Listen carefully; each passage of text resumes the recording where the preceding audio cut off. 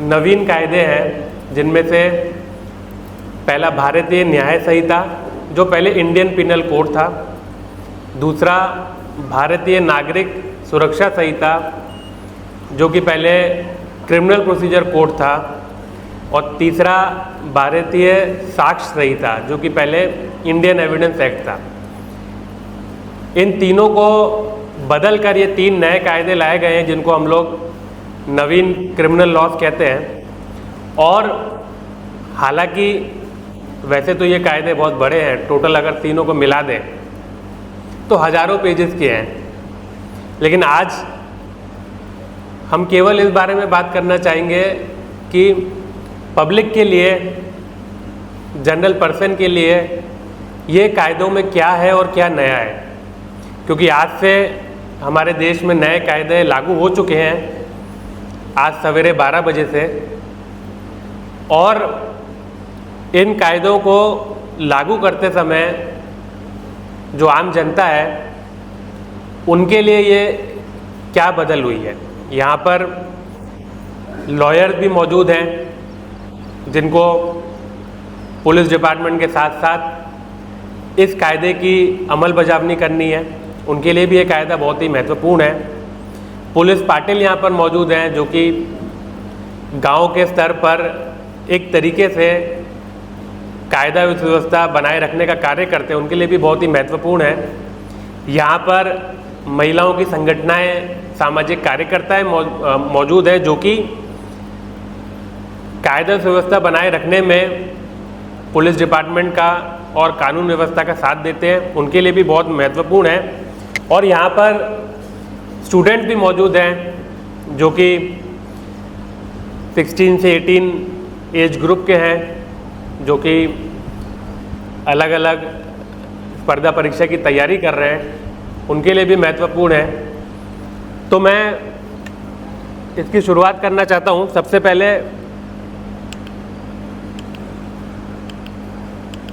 इनका जो महत्व है, जो सबसे महत्वपूर्ण है, जब ये कानून संसद में पारित हुए थे, तो आप सबने, बहुत लोगों ने उसका स्पीच सुना होगा।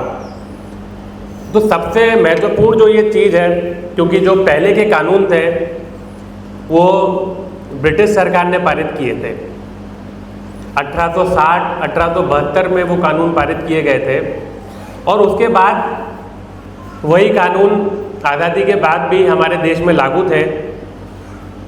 और कुछ थोड़ी बहुत बदल, उसमें अमेंडमेंट होते रहे, और वो अमेंडमेंट होने के बाद वो कानून हम लोग लागू करते थे।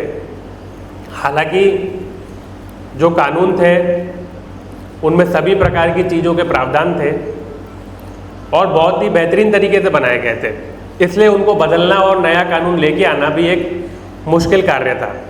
इसके लिए 2 साल तक पूरे देश के जो पुलिस अधिकारी थे और वकील थे, उनसे 2 साल तक सरकार ने बातचीत की, चर्चा की, कंसल्टेंसी की, पत्र भेजे, और हम सभी ने उन पत्रों का जवाब देकर अपने अपने स्तर पर कुछ सुझाव भेजे। उसी प्रकार से कई अलग अलग समय समय पर कमेटी गठित हुई और उन सभी के सुझाव के ऊपर ये 3 नए कानून बनाए गए। तो इसमें सबसे पहले